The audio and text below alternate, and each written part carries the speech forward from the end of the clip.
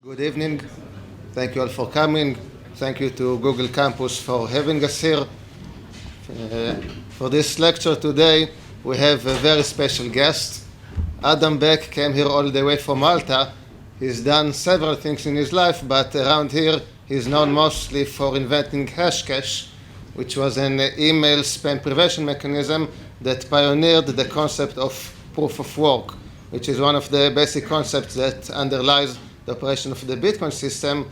So in a way, Adam is the grandfather of Bitcoin. So today, he came here to give a talk about fungibility, privacy, and identity. So please have Adam back. Thank you.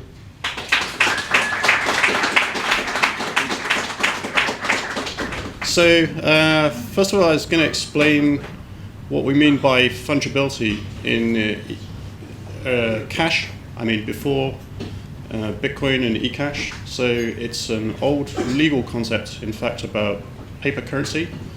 So it's the idea that a one $10 note is the same as any other $10 note. So if you receive a note that was involved in a theft, 10 transactions ago, and the police investigate the theft, they have no right to come and remove the note from your pocket. It's not your fault that it was involved in a previous crime. And so banknotes actually have serial numbers, and so it would be possible for a stolen note to be traced back to you. So this first arose, well, I guess it arose in other countries as well, but there was a 17th century court case in Scotland where a wealthy merchant sent a couple of high-value banknotes to a colleague in the post, and they never arrived. And before he sent them, he was quite paranoid that they might not arrive or they might get stolen. So he wrote down the serial numbers and he made a little mark on them. So he was fairly confident that he would be able to recognize the notes. And sure enough, they didn't arrive. So I guess he put in a complaint with the bank, and eventually the notes turned up at the bank. And so a court case arose where he tried to force the bank to return the notes to his ownership. Now, ultimately, the court sided with the bank, and their reason for siding with the bank was that if notes could be returned to their original owner after a theft, it would damage confidence in currency, and it would be bad for business. The currency might become virtually unusable because basically, every time you received a paper note, you would maybe have to look in the newspaper and see if it's been reported stolen, or have the risk that it might be taken from you at any point, or maybe you would have to rush to the bank and deposit it so that it became the bank's problem or something like that. So so that became a legal concept, and I guess that applies in most countries at this point. But in electronic cash systems, before Bitcoin, there are a number of cryptographic electronic cash systems, and they introduced the concept of cryptographically enforced fungibility. And the way you go about doing that is that you make it so that you can't tell one note from another. So so you don't have to rely on law, it's just mathematically impossible to tell which note came from the previous transaction because they're randomized or anonymized in some way. And so this is another example of the kind of Bitcoin adopted mantra of trust mathematics over law. So because you can't tell one coin from another or one note from another, there's no need to have a legal ruling to say that they should be all treated equal. They're all treated equal by default because you can't tell the difference between them. Okay. So now the first person to think of this concept and find a way to cryptographically enforce it was a guy called David Chaum, and he invented blind signatures in 1982. And if you're familiar with RSA signatures, this is how it looks. So you can kind of switch off if you're not interested in mathematics for a couple of minutes. So basically, if M is the coin, there's a trick that you can multiply it by B, a random value, which is the blinding factor. And if you raise it to the power of E before you multiply it and send it to the server, when the server signs it in the normal way, which is with RSA, you raise it to the power of D, the the D and the E cancel on the B, so you get left B, the blinding factor, times the message to the D. So to the server, that looks like a random number, right? Because the server doesn't know B and never learns B. Sends it back to the user, and the user can divide it by B. So now the user has ended up with a signature on a message that the server never saw, and it can be verified in the normal RSA way. So it's quite an interesting. I mean, mathematically it's relatively simple, and it's quite an interesting property, because now you can have a server sign something that it doesn't see, and people make analogies about it that you might write a letter and there's an envelope in the letter, and so somebody can sign it but they can't see what they're signing. That would be a kind of rough analogy for it. Now there's some technical problems with that. If the bank signs anything, there's an attack on signatures called an existential forgery, which is that you basically make up a random number and raise it to the power of E, and you could claim that that's a signature. I mean, it passes a signature test on a random number. So to prevent that, the message that's signed has to have some structure, so that if you make up a random message, it will be very difficult to find one with this structure. And so the structure inside the coin is only seen by the user at the beginning. They get it signed, and the message the value inside the structure is the serial number. So it's kind of analogous to a banknote serial number. You get the bank to sign it to say that this is a valid note, but without seeing the actual serial number. And then when you come to spend it, you give it to somebody else, and they immediately deposit it at the bank. So Chalm's ecash is very online, so it's not peer-to-peer in a normal sense. You take money from the bank, you hold it in your wallet, and then you give it to somebody else, and they have to deposit it straight away, because if they hold on to it, you could give it to somebody else. You could double spend infinitely many times, and the user could see that it's valid, but the arbiter of what a valid coin is the bank, because the bank holds a double spend database. So basically, the whole security of the system lies in the double spend database at the bank. And we'll see in a minute that this causes problems. I mean, it's a centralized form of ecash, so unlike Bitcoin, it's vulnerable to the server going out of business or getting shut down or being subjected to political pressure. And this form of ecash is actually quite anonymous. So, and some more about the properties of Chalm's ecash. So it's completely unlinkable. So if you when the user takes the coin from the bank and turns around and gives it to a merchant, and the merchant deposits it at the bank, even the merchant and the bank colluding can't determine which user deposited the coin. So it's much more anonymous than Bitcoin. It has more like Zerocoin or Zerocash properties, but it's very efficient and compact, although central, so it's vulnerable to central server attacks. It's actually optionally payee anonymous as well, so the merchant can also be anonymous optionally, although it didn't tend to get deployed that way, I guess to avoid criticism from some blackmail kind of scenarios or something. So as it stands, the user and the bank can collude to identify the merchant. So if somebody were blackmailing you to pay them, you could go to the bank and prove this fact. So as I said, it's online, so the payee has to deposit immediately.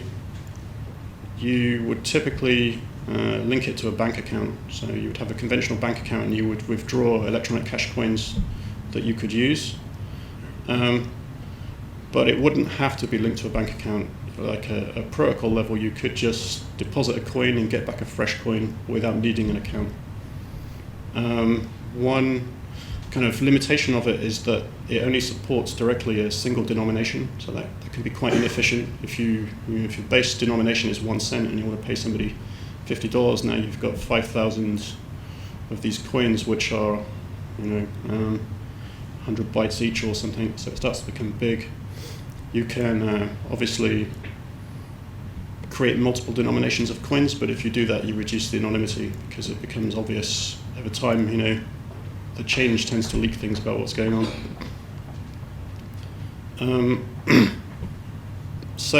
But it does have perfect cryptographic privacy and also perfect fungibility, as I mentioned. So there's no question of a coin being tainted by a previous transaction because nobody can tell one coin from another, basically. They're completely randomized after each deposit. But it's vulnerable to server shutdown, so that's the topic of the next slide. So I guess this was around 1995. This company is long bankrupt at this point. David Chaum put some of his own money and some investors' money to start an electronic cash company. It was a very there was a lot of excitement around this technology at the time. Not quite as much excitement as with Bitcoin, but still people were quite excited about the potential for electronic cash with privacy features, and they appeared to be on the verge of doing deals with banks and so on. So as part of this, they put together a demonstration ecash server with no related bank account. So it's just a demo server, and they promised that they would never issue more than $1 million, betabucks they called them, and because there's no banking interface, you could just you could get coins by just asking for them. You went to a website or sent them an email, and they would send you a few coins to play with. And so people saw this and started doing something similar to what happened to Bitcoin at the beginning. Is there's no exchange, there's nobody sitting there as a market maker. But given that it seems to have scarcity in this case, based on the promise of a company that they were never going to issue any more, and they would keep it running generally while the company was still running. So people started selling things for them, just T-shirts and things in the post, low-value things, choosing their own exchange rate. I guess some exchange rate would arise, and I guess people thought that if they kept this up amongst a community of a few thousand people, the coins might arrive at a value and they could be exchanged and so on. But the company went bankrupt, and around that time, and the double spend database being on the server, so people still had the coins in their own possession, but nobody could tell from a coin whether it was valid or not, because you can't. You have to deposit at the bank to tell if it's spent, and the bank's not there anymore.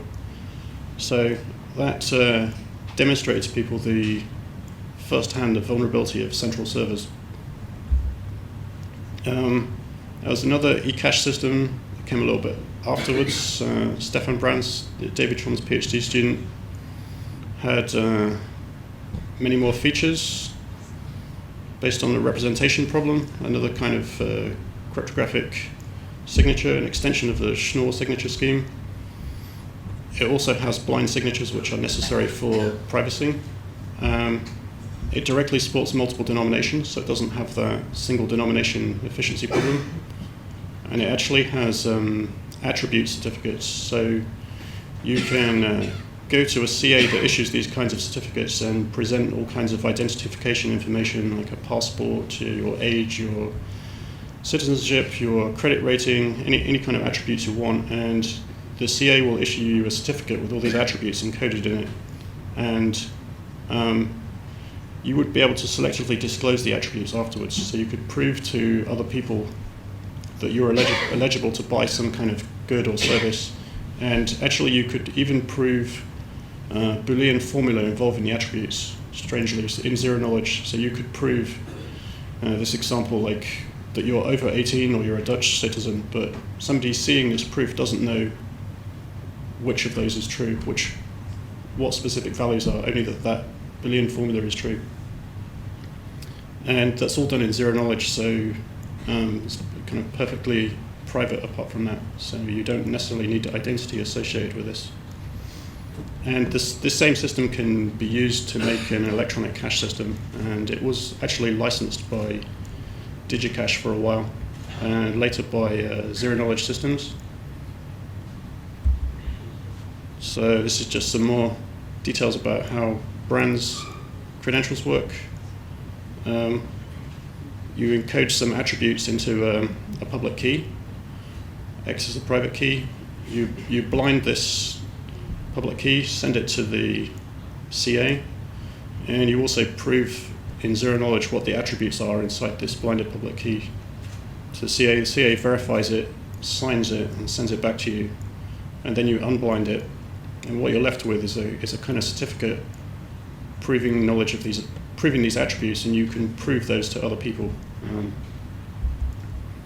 So then, quite a bit later, I came up with the Hashcash thing, which, as many mentioned, is to do with anti-denial of service, so for email primarily.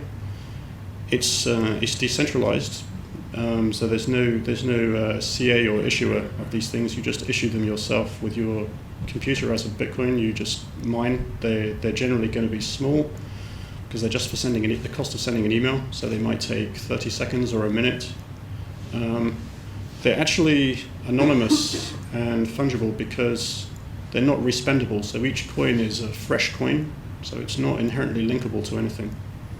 And it actually, to prevent the same coin being spent to different people, the coin acts a bit like a check. So you're right, when you're sending an email, you put into the coin the email address of the person you're paying. And so when they receive it, they can see that this coin is specific to them, and they know that you haven't reused it. So if you could create one coin and then spend it 1 million times, that wouldn't really help spam. But because the coin is specific to the recipient can be sure in isolation without reference to any issuer or central server that the work that went into this coin was specific to the email they're receiving. And these are one use, they're not reusable, so you receive it, it's like a postage stamp, it's used up, and you use another one when you want to send the next. So it looks like, as in Bitcoin, you take the hash of something. In this case, the S, the service string, would be an email address for spam, and in Bitcoin it's the coin base and a Merkle tree of transactions and all that stuff. And then you basically repeat a counter until you get a leading number of zeros, which is the difficulty. Now it's important that the counter should start at a random offset, or there should be some other random aspect to it, otherwise different users might arrive at the same coin and then they would be considered invalid by accident. So you actually, I think you see an aspect of that there was a bug in early Bitcoin, I don't know, maybe it's still there, where Satoshi had apparently forgot to reset the low precision counter that wraps around, and so all his coins were kind of linked together when you could see the counter going up. Somebody has a blog where they've analyzed it, and you've got a graph, and you can basically see, coins going up in value, and then some other coins mixed in between, which are probably other people, and that kind of pegged Satoshi's approximate number of coins. So there was a kind of mistake relating to not starting the counter at a random offset.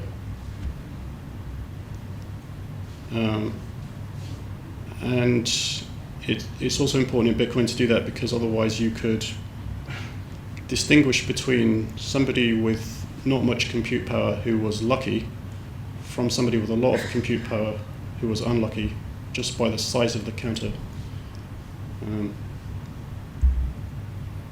So then there were a couple of other things kind of building on Hashcash and in reaction to the Digicash shutdown. So people would see that a central server wasn't going to work very well, and people were quite interested in electronic cash of some form being available.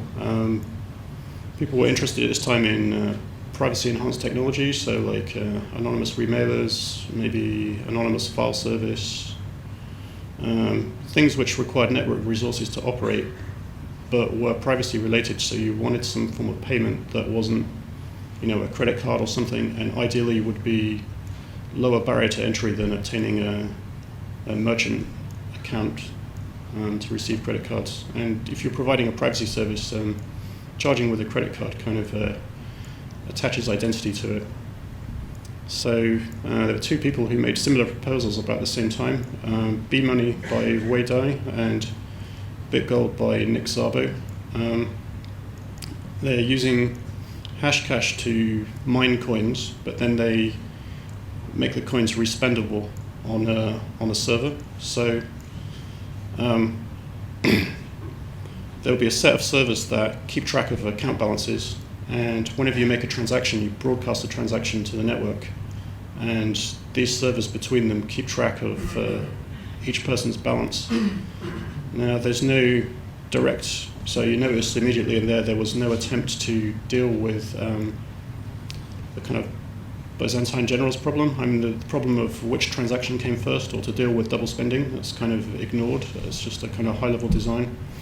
And similarly, inflation is not directly dealt with. So in B-money, the people operating the servers would just vote amongst themselves on how many coins they'd like to see created and how much work it should be to create those coins. And I guess the consensus of what they voted on, so it's kind of a currency control board or something, would define it. And BitGold had some other market concept, a collectible market, where some traders would basically collect stamps of different rare scarcity and put them together into batches that would have the same value. And both of these would have, I mean, they're not fully specified, but they would have been pseudonym-based. There's no unlinkability between payments. So that much would have been like Bitcoin. So you can see Bitcoin in a way as a realization of these designs, but with the very hard problems that are glossed over actually figured out and implemented. So one thing you notice with, so there was a loss of functionality going between Chorm's ecash, which has perfect anonymity and fungibility, and the B-money BitGold systems, which are pseudonym-based and so linkable, just like Bitcoin. There was actually a paper by Sandra and Ta-Shma which provides something like blinding, but for a distributed system. So they had this paper, a 1999 paper on auditable anonymous electronic cash, and it used, in place of blinding, a zero-knowledge proof of set membership. So it's somewhat inefficient, but it turns out you can prove in zero knowledge whether or not a particular value is a member of a set without revealing which specific value it is. And then to deposit into that set, you just add a new coin to the end, and to spend it, you just prove that you have a coin which is in the set. And then there's a double spend database to stop you doing it twice. So their membership proof was using a Merkle tree and discrete log, some kind of log n sized proof, so quite expensive. But the interesting thing is there's no bank private key, because the users are doing the proofs and there's no signature from the bank. So it's actually compatible with a distributed system like BitGold or B-money or Bitcoin. And it's a bit inefficient, but actually this paper is referenced by Zerocoin, and their system is in a way an optimization of this using a different technique. So then we have Bitcoin. So as I said, it's using hashcash mining like B-money and BitGold proposed about 10 years before, but it has solved all the problems. So it introduces dynamic difficulty with a fixed supply curve, so very elegant distributed solution to inflation, which solves a number of problems. It's with reference to the system internally only, so there's no central party who has to make any decisions about the supply. And when people were looking at inflation before, they were thinking about typically no inflation, like dollar adjusted inflation or something like that. But Bitcoin actually intentionally adds inflation, and it becomes so it has initially quite high inflation tapering off, but the demand inflation, the demand side has been higher, and so it feels like deflation in fact. So it acts as an adoption driver, and also obviously the solution to this Byzantine generals problem, so that Bitcoin can more efficiently solve the consensus of which transaction came first. It's pseudonym based, so it's quite linkable.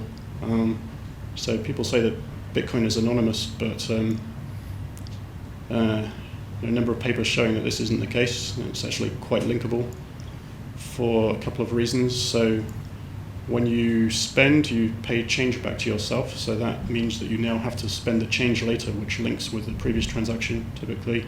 And then when you get left over with change that is too small to cover a transaction, you have to combine change, and that further links transactions together. And so the overall effect is quite linkable. And if you actually put it together with business records of any Bitcoin accepting businesses that have your identity to ship goods to you or something like that, it's clear that you would quite quickly become identified. And there are a number of nice papers with lots of graphs showing, network flow graphs showing that it's actually extremely not private. So then we arrive at this problem. So because it's not very private, then some people took an interest in tracing coins, and I think the motivation was that there are a number of high-profile thefts of coins from exchanges and other businesses, and obviously that's a problem for the businesses. Some of the businesses went out of operation because of it, and also some people would like to put distance between themselves and coins that were involved in, I don't know, Silk Road or other illicit use. So in the paper currency case, that's not really a problem because there's a law that says they're fungible, so you don't really care, where a coin was used before. But because you can somewhat tell where a coin is used before, people started to care. So Coin Validation proposed to offer it as a service to trace coins and try to give you a rating about how the history of the coin from your point of view, and to offer that as a service to businesses.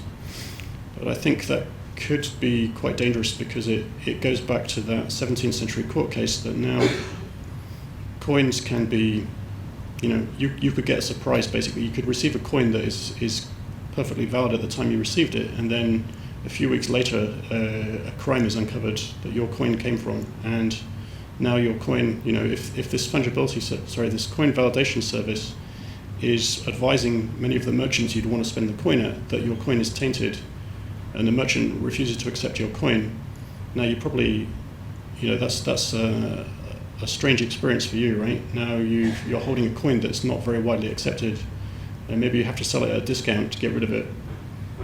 And the aggregate effect of that, if it's widely used, might create a run on a Bitcoin price. So it kind of reopens this long-settled legal principle that all currency units are equal. So I think the reason this whole problem arises is that Bitcoin has weak fungibility. So unlike David Chaum's Digicash, which is perfectly cryptographically fungible, so you can't tell one currency unit from another. In Bitcoin, that's not the case. So it's being used for two different and conflicting purposes. So it's being treated as a feature and a bug.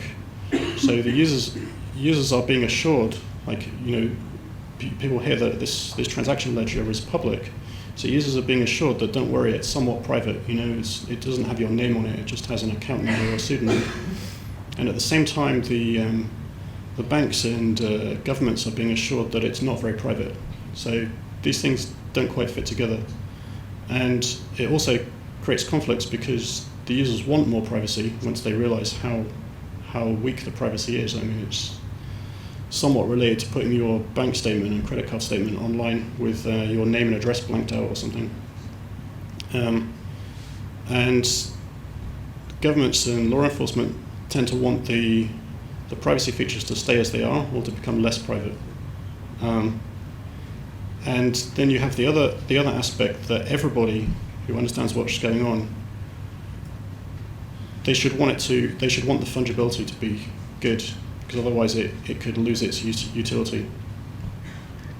And the problem is that fungibility tends to provide privacy as a side effect. So you can't generally provide fungibility without getting some privacy. So it sounds like it's conflicting. And this is, I think, the source of a lot of the issues where people have difficulty obtaining and maintaining bank accounts with Bitcoin-related businesses. The banks are kind of worried about volatility, actually, which is an unrelated reason, but also about their ability to comply with regulations to do with knowing who is behind a payment and those kinds of things. So then I just want to say some things about that just because the coin itself is relatively anonymous doesn't mean that you're anonymous when you use it in practice, and most people aren't. So as we just said, Bitcoin's privacy itself is quite fragile, but even if you had a very strongly anonymous coin like David Chaum's coin or Zerocash, Zerocoin, the internet is not very anonymous, so you're often going to be giving your identity when you're paying for something. So you have an account with the online merchant, you're giving your delivery address, your IP address is probably tied to your equipment or your residential address. And any kind of regulated business asks for proof of identity anyway, so if you have like a Bitcoin exchange account, they want a copy of your passport and your proof of street address and all this kind of thing. So then you might ask the question of what, at an abstract level, what properties do we want the system to have? There's this kind of societal contract that's built up around money and eavesdropping, tapping on people, a requirement for reasonable suspicion before you tap people, that kind of thing. So you could see that if businesses are keeping business records for a criminal investigation, even if the coins are anonymous, typically, as 99% of users are not particularly taking any efforts to protect their privacy, law enforcement will be able to follow business records and work their way back and probably identify people anyway. So they can just present subpoenas to get information and follow it back through the business transactions that are unrelated to the crime.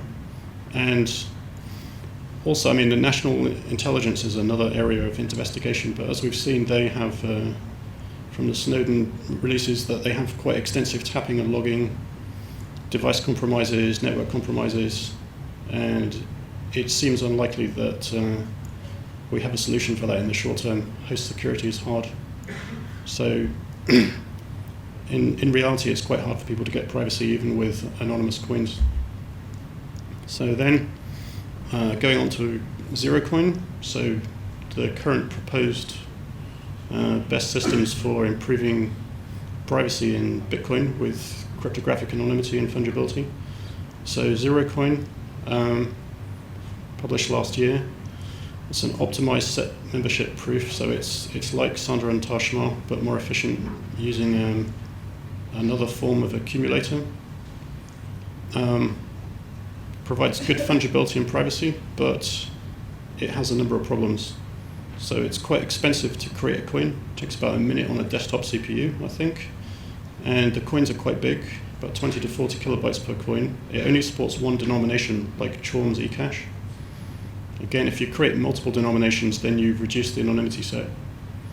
And another problem, which is kind of a big problem, is that the accumulator has a trapdoor. So when the system's set up, somebody has to generate a parameter, and the parameter has a private key. And for the system to remain secure, everybody has to trust that person to delete the private key. And it's very difficult to find a single person that everybody will trust to delete the private key. So you could videotape somebody walking into a store, picking a laptop in shrink wrap box off the shelf, installing an OS from seemingly clean install media on camera, generating the thing, printing it out, and then destroying the laptop in an amusing fashion. But it still wouldn't actually be convincing, because the whole thing could easily be faked. So that's kind of a protocol problem. But apart from that, it's still quite inefficient. So then came Zerocash, which I think still hasn't been published yet, but they presented on it, gave some information about it. And so this is using some more advanced and recent cryptography, some kind of zero-knowledge proof that a small C program has been run on some inputs. Some of the inputs can be private and some can be public, and you get a small proof that can be verified quite efficiently afterwards, which is compatible with Bitcoin kind of sizes, a few 300 bytes kind of range. And it actually works using a SHA-256 Merkle tree, but zero-knowledge proof involving that. If you just used a Merkle tree, it wouldn't actually be very private at all, but because it's a zero-knowledge proof of that, you can actually make that cryptographically private. So it's much better than Zerocoin. It supports multiple denominations, which is good. There's some kind of globally shared parameter, which is about 1 gigabyte, so that's not so ideal, maybe for a smartphone, but if that was the only problem, perhaps we could work with that. And however, it's quite expensive to create these compact proofs, so you won't be generating them on a smartphone. And it still has a trapdoor, a different trapdoor, but the same problem that the Zerocoin trapdoor presents. And also in this case, it's quite new cryptography, so sometimes crypto systems fail despite best efforts, even after a decade or so, and some of the underlying things that go into it, the whale pairing themselves, have been around for maybe 15 years, but they also haven't seen that much practical use. So if you rest $10 billion on top of this cryptography, you might find out that it's not secure and have a currency crash. So anyway, it's clearly a step forward. So apparently Matthew Green and Ian Myers are planning to do an altcoin involving Zerocash, or discussing doing this. They're going to presumably do some kind of setup ceremony to convince people that they deleted the private key. So whether it's an altcoin or something else, like there are other ways to do it, but at least I guess they're going to try it out. Now, of course, that's potentially a politically sensitive thing to do because it's very, very anonymous. So then, on the general question, like a kind of philosophical question, if we could do this, should we, or would society tolerate it? So if we say there's a new electronic cash system, like Zerocash, but without the trapdoor and more efficient cryptography, maybe somebody will come up with something, hopefully using not too advanced cryptography so that people can be confident in it. So if somebody cracks that kind of cryptographic challenge, then it will provide fungibility, which is good. But as I say, is society ready for full anonymous electronic cash where you can transfer $1 billion or 1 cent and it's completely anonymous, so you can see that transactions are happening, but you don't know who's paying who, how much, or when. Just a stream of transactions. And nobody can undo them or block them or freeze them. So then I just want to say that it's still very interesting to have extremely anonymous forms of ecash, because you can think of it as a building block. Just because the base component has those properties doesn't mean that the resulting system has to have those properties. You can use it as a building block in a larger system. So, for example, you can have a transaction layer with anonymous coins, and then identity at the payment layer. So you already get this to some extent in Bitcoin. I mean, it has a transaction system, and it also has a payment protocol where you can optionally, the merchant can certify themselves with an X509 certificate, and there's actually an optional certificate for the user. So there's an analogy for that, which is there are some transactions where you have to show identity, but you can still pay with cash. So, for example, if you go into a gun shop in many countries, you have to show like a gun license or a passport or something like that. But they're still quite happy if you pay in cash. So you can see that society can work perfectly well with quite anonymous and fungible cash units and still mix identity with them. So if we have this hypothetical anonymous electronic cash at a transaction level, we can have optional certified ID for regulated businesses. So when you go to a Bitcoin exchange or the equivalent, you could either provide your identity information to the exchange, or you could provide your identity information to a certificate authority and get an identity certificate, kind of digital driver's license, and use that to more quickly be able to set up exchange accounts or brokerages accounts. And the other factor that makes this reasonable in practice is that most users are not bad actors, and if the users and the businesses are keeping records of their transactions, and the users have some kind of basic self-certified identity, like they put their email address into their wallet, and so then if somebody needs to investigate something, they can just go do old-fashioned police work and issue subpoenas to people, to businesses and people, and follow and try and figure out what happened. So you could argue that replicates the status quo, and it avoids the kind of global, like the completely public transaction database that Bitcoin has, and also potentially avoids kind of preemptive global surveillance that Snowden did a good job of uncovering. So then just some more things, some more interesting things you can do once you have the building block. So you could say that just because you're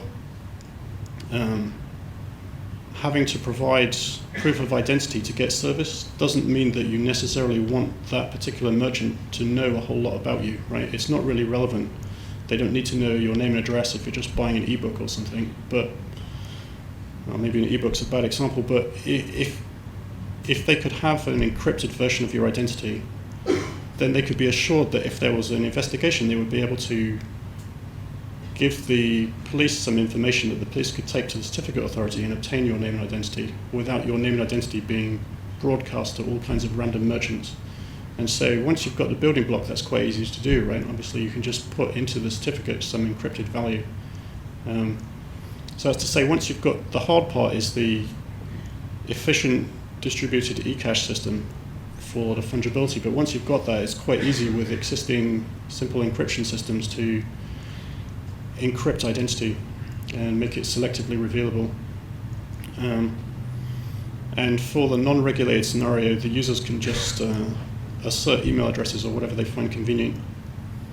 And defaults go a long way in systems. Like most users don't bother to change defaults. So if the recipient is keeping a record just for your own information about what this payment was for, I mean, with Bitcoin wallets, you often find yourself confused as to what this transaction was for. So if there's like a note of who sent it to you and what it was for, probably most users would keep that and find it useful. But that information is could be used in an investigation to figure something out. So if most users are just doing their normal activity, then it means there's this similar kind of societal contract as now, which is that you could have quite fungible coins. You can have privacy as a user, but investigation is still possible.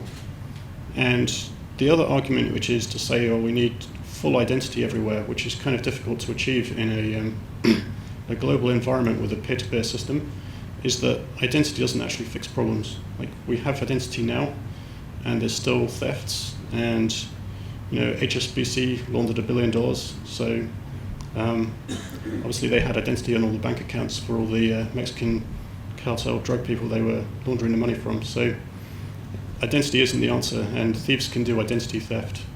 So I think if you just presume most users are not bad actors and keep normal records for the user's convenience, the system can work just fine. Obviously, if somebody tries very hard, they can remove some of these identities or put false identities in their false self-asserted identities. But basically what you can say is they could already do that just by doing some simple identity theft. So those are kind of long-term things, because while we have Zerocoin and Zerocash, they have a number of problems. So in the short term, people have looked at different workarounds that work within Bitcoin as it is. So there's CoinJoin, which is, so a Bitcoin transaction has multiple inputs and multiple outputs, and it turns out the inputs don't have to be owned by one person. So two people can get together and make a combined transaction, and it could have 4 outputs. The two people that the respective people are trying to pay, and the 2 change addresses to take the change. And if the amounts are appropriate and not unique, you can get some kind of privacy out of this within the Bitcoin protocol. Another one is merge avoidance, which is just that in the payment protocol, I'm not sure if it's there or if it's proposed to be added, you can pay for a transaction in multiple parts. So if you need to pay $15, if you pay $5 3 times, and there are lots of $5 transactions floating around, and they're a little bit spaced out in time, it's not obvious that you paid $15 for something. The merchant knows it and you know it, but the network doesn't know it.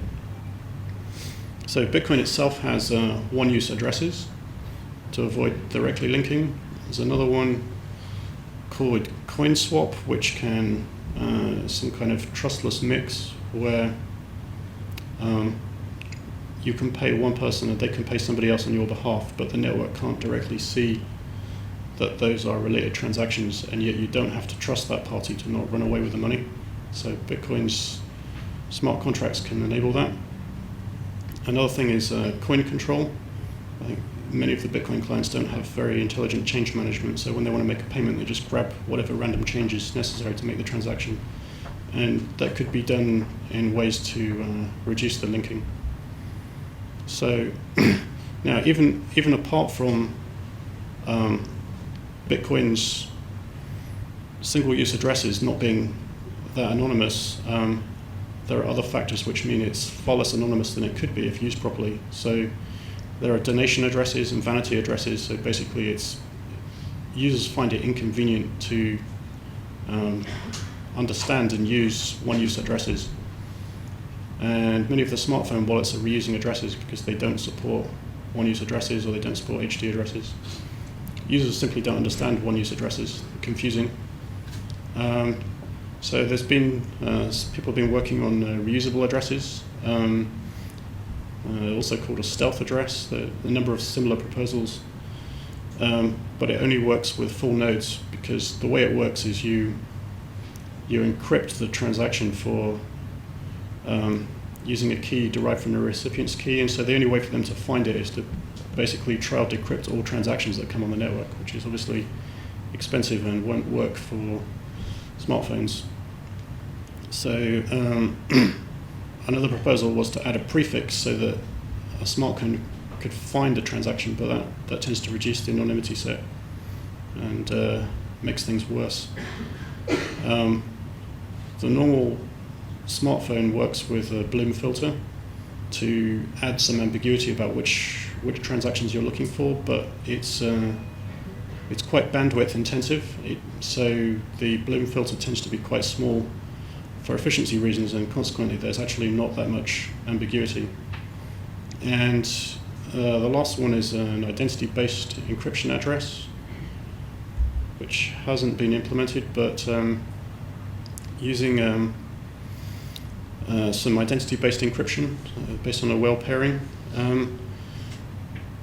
Basically, the user acts as their own identity server, and so when the sender wants to send you a payment, you've got this one-use address, which is your kind of master identity key, and so they can derive from it a public key which is unique to the block or unique to an epoch in time, and they can encrypt the transaction for that.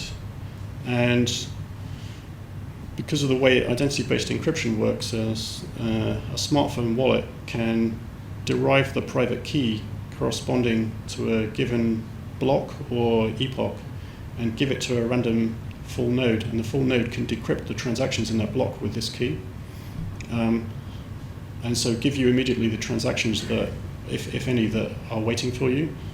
But that key is only valid for the public key related to that block, so it provides much more privacy. They can't look at all your transactions forwards and backwards from it. So the query is more compact than the Bloom filter. It does imply it's more work for the node. He has to decrypt transactions, and so it could turn into a denial of service if you can just send with no fee queries to full nodes that require heavy CPU usage or moderate CPU usage. So you might need a query fee, which is there's no facility for at the moment.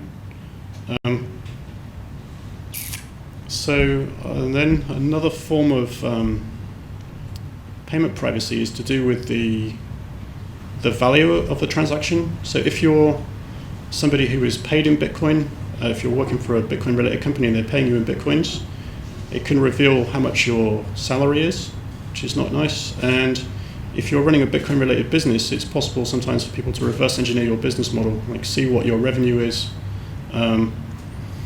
see what your profitability is, and or if you were somebody who was involved in Bitcoin in the early days and you have some large Bitcoin wallets, perhaps if you make a small Bitcoin payment to somebody in person, they can see the size of the change address.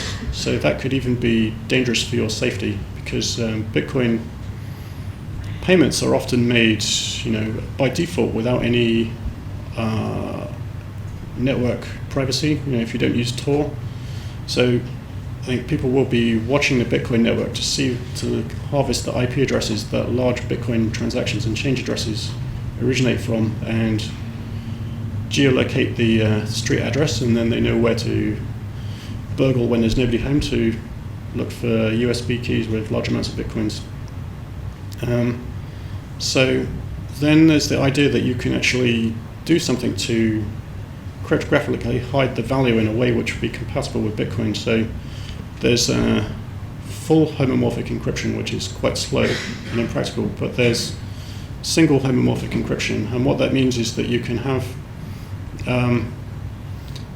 encrypted values such that you can have the encrypted value of the encrypted value A, and add to the ciphertext the encrypted value of B, and the result is equal to the encryption of A plus B. So basically, addition can work through encryption for a couple of encryption schemes, including El-Gamal and Paleo. So the El-Gamal variant works in elliptic curve, so that can work with Bitcoin. So if that was the end of the story, it could be quite efficient. But unfortunately, this addition is not normal addition. It's addition modulo n, which is the order of the curve. And because of that, knowing that you can, if you were using these coins, you could add n to your balance, which is a very large number, and then spend it in parts. So it could become an easy way to print unlimited amounts of Bitcoin, basically. So you have to use a zero-knowledge range proof to prevent it wrapping, and that's a more expensive, larger kind of proof. But anyway, this zero-knowledge range proof from Schoenmaker's, I tried to optimize it and was able, so a normal Bitcoin value is 8 bytes, 64 bits, I think, and the optimized range proof and homomorphic value works out about 1 kilobyte per value. So obviously that's quite a bit of bloat for the blockchain, but it could be interesting for high-value transactions where you don't want to reveal the contract amount or something like that. And basically it just works because the exponents or the scalar multipliers in elliptic curve notation add up. So there's a random value x, which is just to hide the value so it can't be brute forced, and then a second base h, and the value is v. And it also works with unencrypted values, so you can mix encrypted values and unencrypted values, which is fortunate because you need the fee to be in the clear so that a miner can accept it. So it's a different privacy feature than the cryptographic anonymous coins. The coins are still, like the transactions are still linkable in the normal way, but looking at it from the outside, people can't tell how much money is changing hands.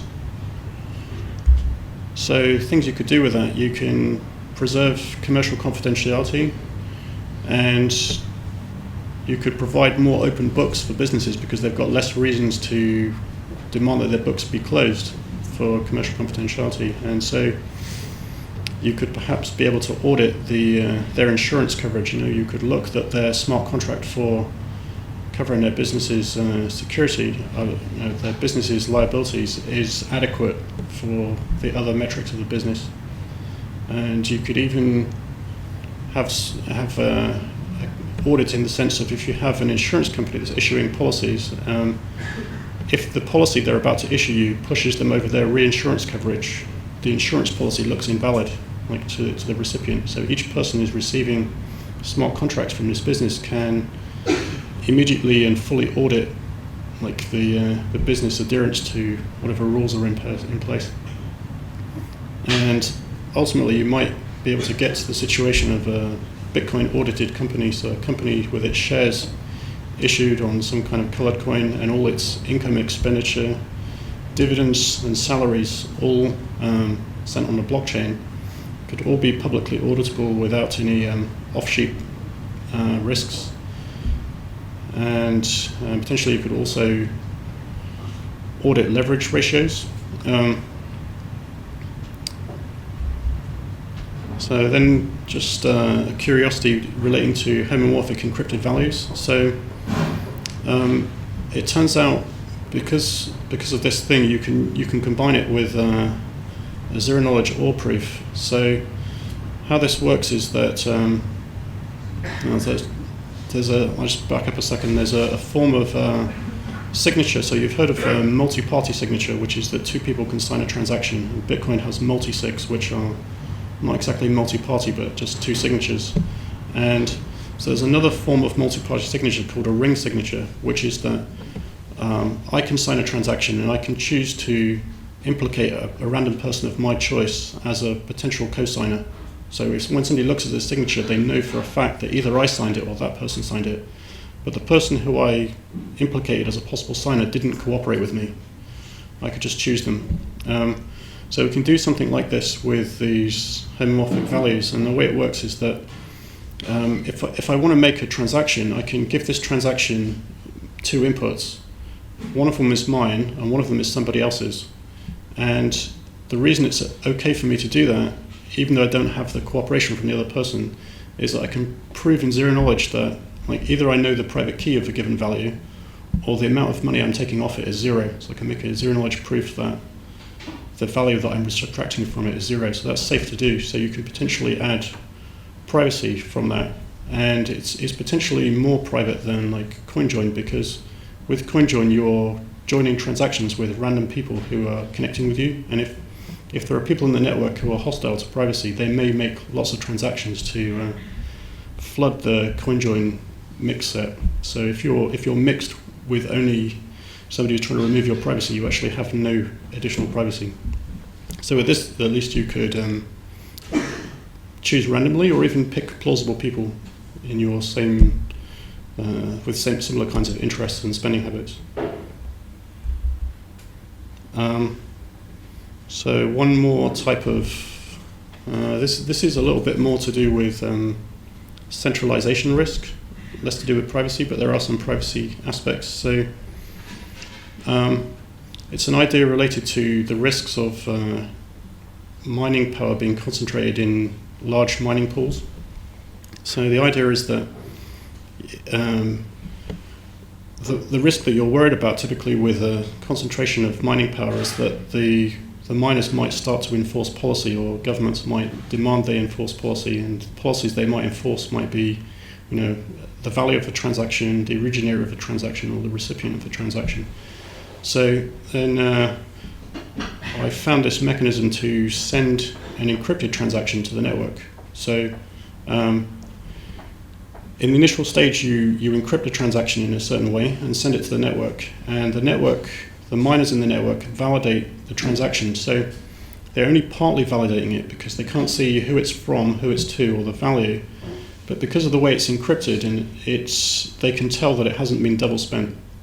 And so the initial validation is just that it hasn't been double spent. And then after some time, like 6 blocks or what have you, the person who sent the transaction can reveal the key to the network, or reveal the key to the person they're sending the transaction to. So it means that the miner can't enforce any policy because he doesn't see any information about the transaction until it's done. And after it's done, a miner can't undo the transaction without redoing his own work. And if the miner did undo work, while losing mining revenue, the user could just go ahead and reveal more transactions. So it makes it uneconomic for miners to enforce policy, basically. And the other interesting thing is that it seems that as though there's some dispute about who controls the protocol in Bitcoin. So you might say it's the miners because they're voting they're actually doing the calculations. But in another way of thinking, it's actually the users and their wallets that control the protocol, because if a miner changes the protocol and all the users ignore the coins that come out of it, then the miner hasn't really changed the protocol. They've just formed an altcoin with no users on it, and the hash rate's fallen. There's a limit to how far you can go, obviously. If the hash rate is 90% or something, and those miners start changing the protocol, the hash rate could fall dangerously low, so that it could be vulnerable to double spends. And this is how these transactions relate back to privacy, and that turns out you can respend a committed transaction in its encrypted form. And how you do that is you send the key to the recipient, and the recipient can see that the transaction hasn't been double spent. And because they've got the key, they can decrypt it and see the unencrypted transaction it came from. So it provides quite a lot of privacy initially, but as coins recirculate over time, everybody, when you receive the key, you can see the transaction history all the way back to an unencrypted transaction. So basically, over time, it loses most of its privacy, because when there's hundreds of transactions in the history, everybody can see everything basically as the coins get mixed together. So that's it.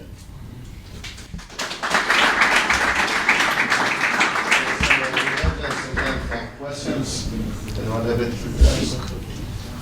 The zero coin and the zero hash, these are built on top of, the zero coin and the zero hash, these are built on top of the existing Bitcoin chain, or is this like an altcoin type of thing? So Zerocoin was proposed as a modification to Bitcoin. Okay. So it could have been integrated into Bitcoin with changes, but it was viewed as quite, the transactions were quite large, and the changes quite invasive and complicated, and it had a number of other problems, so it didn't actually get integrated. Zerocash, on the other hand, kind of learning from the experience, I suppose, of Bitcoin not being willing to take these changes, they've actually proposed to make an altcoin. So that either protocol could be used in Bitcoin or outside of Bitcoin. So with Zerocash, apparently the academic authors are considering making an altcoin with some very strong anonymity. Okay, so kind of reinventing it with a new and improved rather than building on top of the existing infrastructure.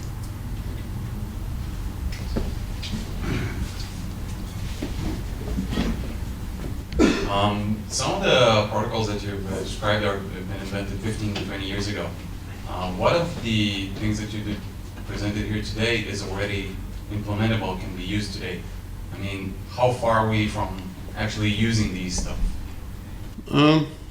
So some of these things are implementable. I think the problem for Bitcoin is it's very difficult to make changes, because they have to be very careful about damaging the value. Like if you introduce a bug into Bitcoin, potentially $10 billion could go up in smoke. So there are actually many kind of incremental changes or known defects that could do with being improved in Bitcoin, like a big laundry list of things that are known defects, and they tend not to get implemented because of this kind of caution about.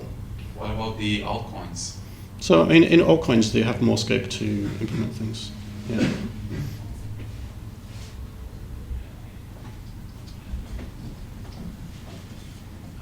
Can you refer to how reliable or how trustworthy is SHA 256 given the history of SHA 128?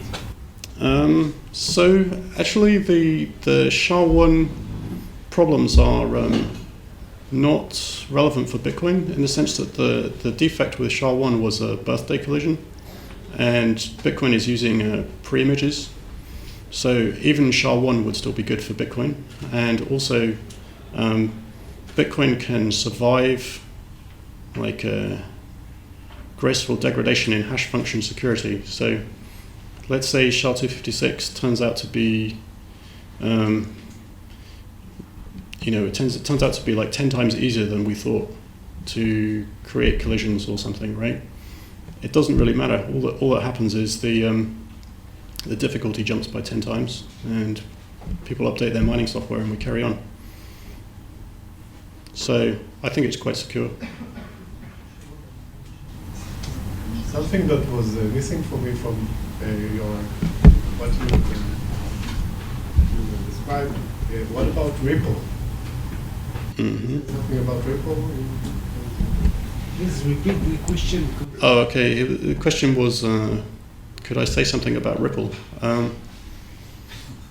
don't know. So I think Bitcoin has a lot of different properties to Ripple. I mean, so while superficially it sounds like a similar system, Ripple is more of a transaction network, and it's based on consensus rather than, it has no mining. So it ends up being either subject to Sybil attack or ends up being centralized.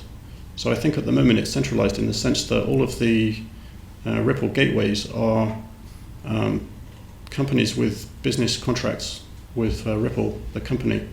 And because it has no, because it's consensus based and it has no mining, it's not irrevocable in principle. So one of the things that makes Bitcoin transactions cheap and cost effective is that they're irrevocable in the sense that it's like cryptographically irrevocable. Nobody can undo the transaction, even the miners that just mined it, because it's too expensive. With Ripple, all you have to do to undo a transaction is present a court order to 2 or 3 business entities in the US, and the transaction will get undone. And as I understand it, what happens in this situation is the network freezes. It's kind of protocol violation, so it stops, and then they have to go and disambiguate what's happening. So I think they have some ambition, like a plan to make it more decentralized, but they haven't worked out how to do that yet. So you could say that unless Bitcoin is missing a trick, their only solution is to do what Bitcoin does. So I don't know. You know, they have the aspiration to do something, but it's not clear if a protocol to do that exists without mining. Is Ripple like a web of trust, or is there some other mechanism? You know somebody, they know somebody else? Yes, I mean, there is some web of trust things going on. So, I mean, I think primarily the transactions are going to go through these gateways if you're actually talking about getting into the banking network, but they do some transaction cancelling to save transaction fees. So, you know, if I owe you $20 and you owe me $10, then they'll cancel that out, and then at the end of the period when we need to cash out, there'll only be one $10 transaction. So they will pay banking transaction fees to the external banking system on $10 instead of $30. So they can save a little bit by doing that. So they're technically issuing IOUs between users, and you're going to have to set up a trust relationship to do that. I mean, I'm not sure how good it is for users to manage trust relationships. Maybe, I mean, you just want like a payment system to pay people. Managing trust relationships is the kind of thing that PayPal has to do with, you know, risk management, and there's a cost to that, like a mental cost, and I guess people will end up in disputes over small amounts of money or something eventually, but yeah. Anon claims to have some of the privacy properties you described. Does it? I don't know. I heard about it briefly, but I haven't seen any of the information. I think there were several people who were, when Zerocoin first came out last year, who were interested to put it into an altcoin. So maybe they were some of the people exploring that. I don't know beyond that.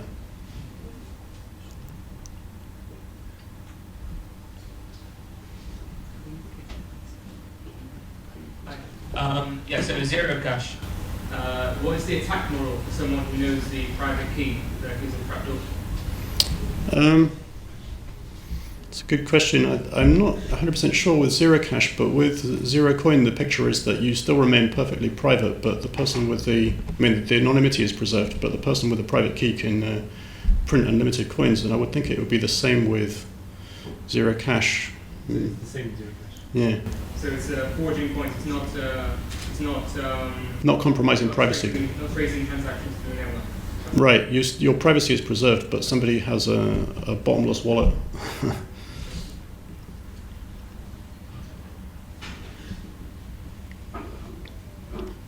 First of all, just want to say it was very informative. Thank you. I was wondering what you would describe your confidence level in Bitcoin at, I guess, given the obvious issues and also some of the solutions? Do you think that, like, where would you put your confidence? And do you think Bitcoin can overcome these things, or do you think it'll be another alternative? Yeah, I mean, I think, well, I've been interested lately in pegging, so I didn't talk about it, but the idea that you can create an altcoin with no mining, so a kind of merge mined coin, and peg it to Bitcoin in a way that you can move a Bitcoin into this sidechain, and you can move a Bitcoin out of it. So we can get those features implemented. It does require, like, a one-way peg can be done today, but a two-way peg requires changes to Bitcoin. But if we could get that implemented, then people could experiment with different features on different sidechains, but interoperate with Bitcoin. So let's say Zerocash. Somebody could implement Zerocash on a sidechain, and you could put Bitcoins into it, play with its features, and then move them out. So it might be a way to experiment with like color coin-like features, or Zerocash features, that kind of thing. The downside is that if you've got some experimental sidechain and it has bugs in it, you lose your Bitcoins. Whereas if it's an altcoin, you lose kind of penny stock, which you maybe mined on a GPU, so you don't attach like $700 value to or something. That would be the trade-off, I guess. But I mean, they have test nets and things as well, so presumably you would wait until something's quite well tested before you put very many Bitcoins into it. I'm very interested in the identity verification that you described. Is there anyone who's actually doing it right now, be it a company or government, that actually uses cryptography to verify identity in decentralized ways?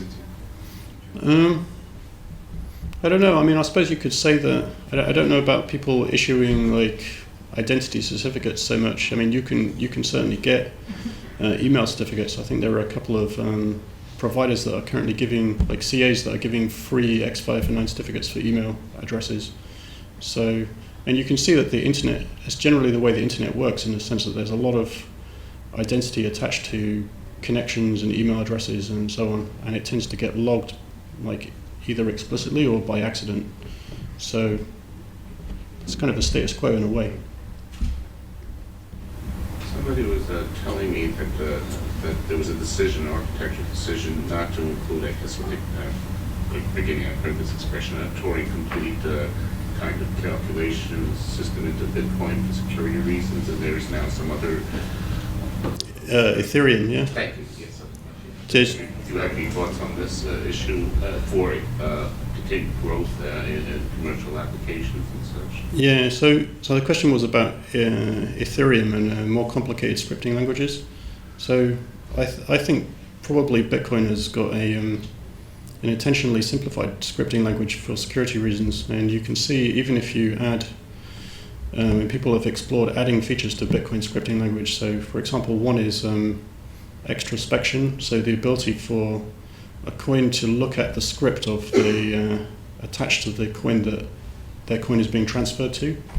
And even if you make that one simple change, you can potentially create viral contracts. So you can make a contract that says, okay, if you're going to spend this coin, this snippet of code has to be imposed and present on the receiving coin, and that would be viral and flow through the network. It could have all kinds of amusing or bad side effects. And so you can see that if something has Turing complete language, it probably has that problem, and possibly many others that we haven't thought of yet. But it is potentially interesting in the sense that it's, I mean, it could be a lot of fun to play with, right? Because it's probably like self-extensible and powerful.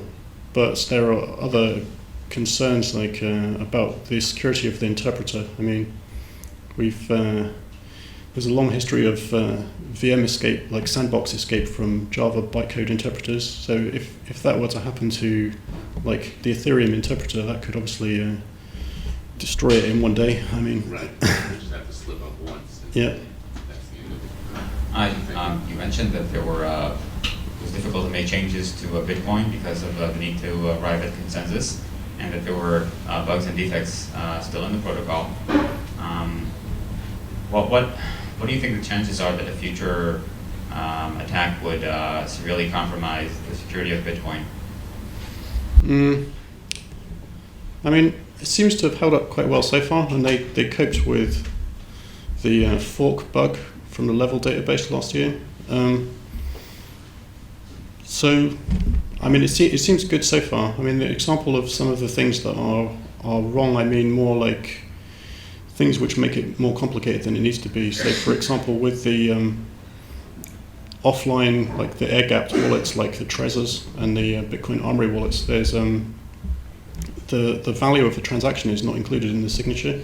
So the only way for an offline wallet to verify how much money it's sending, because it's not connected so it can't look at the transaction history, is to pull with it a whole bunch of transaction history so it can work out what the coin value is. It's an extremely simple and elegant change just to put the value in the thing, and yet it's not done, right? And this has been known for years, I guess. So it's just an example of small useful things that could be done that tend to not get done. There's another one to do with signature malleability. So when you have smart contracts involving more than one transaction, the second transaction depends on the previous transaction. And a transaction's identifier is the hash of the serialization of the transaction. And because the signature serialization is ambiguous, you can kind of invalidate a smart contract by somebody can take the part complete transaction and change it a little bit and send it to the network and kind of walk away with what was intended to be an atomic transaction. They can like take half of it away or something. So that's a signature malleability bug, and that's actually fixable in the sense that if everybody just stopped accepting those transactions, they can all potentially generate a valid transaction and recognize a valid single canonical encoding, but many of the clients are too forgiving in what they generate, and some are generating bad encodings. So it doesn't require a hard fork, but it takes a while to get everybody upgraded. So I think that's slowly happening, but it might take a few years. Is this towards a notion of escrowing or something? Yeah, so like some of the smart contract things rely on multiple transactions, so like atomic swaps and fair coin tosses and all kinds of things like that. Are you saying there's a modality that makes escrowing more risky, or that all escrowing is liable for this kind of risk? I mean, some of the escrowing doesn't require multiple transactions. It's just using multiple signatures, so that can be all right. It's only when you get to more sophisticated transactions. Some forms of contracts you end up needing to make two transactions. The second one depends on the first one. Yeah, and you can the second transaction will, if you send the second transaction to the network first, it will sit there and wait for the first transaction to appear. So if somebody grabs the first transaction before you see it and changes it and resends it to the network, you might never see it, so the second part might not complete. You mentioned previously that Bitcoin security doesn't depend on SHA-256. However, if one finds an algorithm that solves it quicker, let's say 10 times more efficient, then unless he publishes his algorithm to the network, then the network is really vulnerable against the 50% attack. He can double spend any transaction, and he can override the main chain. This is especially significant now when we're retargeting the difficulty, ignoring the orphan blocks. So the network doesn't know how many blocks he discarded. We just count his successful blocks, and so it depends heavily on security of SHA-256. Yeah, I mean, in the sense that there is some large disparity between the effective ease with which different people are mining, right? I mean, some people have older generation like FPGAs, and graphics cards have become pretty much unprofitable electrically, and then there are different generations of ASICs. So I think the best, so if somebody were to find a faster way to do it and keep it to themselves, that could be very profitable for them. So maybe they have a more interest to profit from it until it gets rediscovered. I guess most things would be discovered independently after a while. And then your other defense, just to come across the same problem, right? If it's a mathematical problem with the algorithm or something. And it could, if they abused it in terms of double spending, that would be observable to the network too, right? You can see double spend attacks. So if that happened in a large way, people would realize something's going on.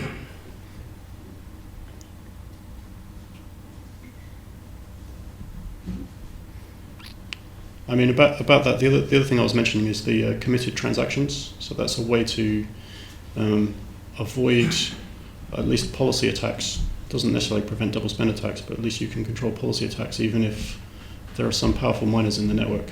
I mean, that change isn't in the protocol, but it's something that could be done. With regards to anonymity, wouldn't it be possible that once you establish decentralized contracts, via, I don't know, Mastercoin or Colored Coins or any of these new projects, XCP, counterparty or any of these, Yeah. wouldn't it be possible to solve the anonymity problem via contracts where you use various inflow of payments to one address, and via contracts just scramble it to various outputs? Wouldn't that solve the anonymity problem? So, I mean, I think you can think of CoinJoin and CoinSwap as things like that. CoinSwap involves a pair of, I think it involves 4 transactions to make that happen. So it's a kind of smart contract to allow 2 people to exchange value via a third party without having to trust them. So it's a kind of trustless way using smart contracts to hide things a bit. But that's what I'm saying. Like, wouldn't just using those new decentralized platforms, either built on top of Bitcoin or totally new and solid as is, just Mastercoin, Colored Coin, counterparty. It tends to be not very effective though, in the sense that like there was some, I can't remember which one, but there was some large theft, and the guy that got the coin stolen off him like traced them through a bunch of mixes and just watched them move around with quite a large success ratio. I mean, it depends how much money you're talking about as well. I mean, I suppose if there's nobody mixing the same kind of amount of money that you're talking about, this was like thousands of Bitcoins stolen from some online service, then I don't know, if people decide that one certain address and everybody uses the same the same address via a decentralized contract, then probably there would be millions of dollars worth of transactions just going through that address, and then probably would solve that issue. yeah, maybe. I mean, there has been some move to use CoinJoin. I think blockchain.info has it implemented on the server. Apparently it's somewhat slow because you have to wait for transactions, but that could be to do with maybe not many people using it at the moment. Okay, so we will stop here. I have a few announcements to make.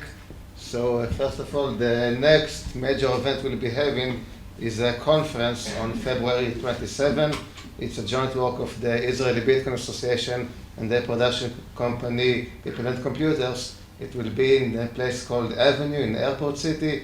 It will be the biggest Bitcoin event in Israel until now. It will have 2 lecture tracks, one basic and one advanced for people who are already familiar with Bitcoin. It will be a full day. So I'll be happy if you all come there now, because it's a larger event with lunch and so on. The tickets need to be purchased. If paying with Bitcoin, the price is 200 shekels. Members of the Israeli Bitcoin Association get a discount, so they get a price of 150 shekels. So it's really recommended to come. Now it's, like I said, 27 February, it's 2.5 weeks from now. So those of you who can't wait until then and want more Bitcoin meetups, so we have this tradition every Sunday to host some events in the Bitcoin Embassy. It's in Achuzat Bait 1, Tel Aviv. At 5 p.m. we start a tutorial, instructions on how to use Bitcoin, and then at 7 p.m. we have the Satoshi Square event, which is dedicated to exchanging Bitcoins for cash, but it's also a general meetup which you can come to meet the community. And that's it. So thank you to Adam for giving the talk. Thank you all for listening.